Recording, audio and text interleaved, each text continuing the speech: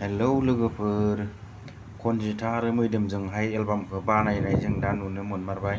दा बिथांमोना एलबामखौ बोरै बानायदों मा एलबाम नैबेयाव नायलांबानो बुजिगोन आरोना। रावखौबो दा गोसो थोखासै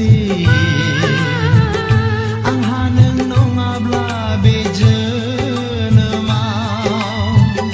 थांनायनि सोरखौ लोगो हमनो थांनो नागिरदों खोन्थाथ'वा आङो दानो मानो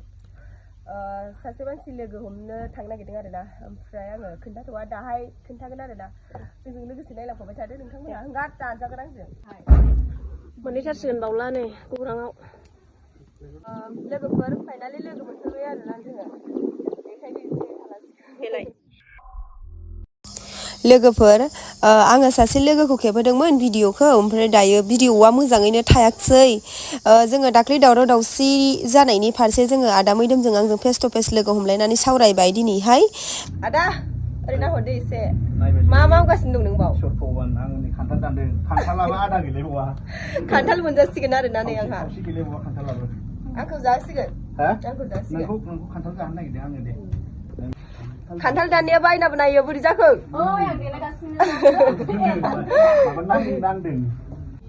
जै बाजैनि औ दा बिदि जायो जाबाय नै खान्थाल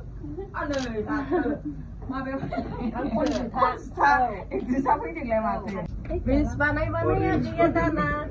आंखौ खबरखौ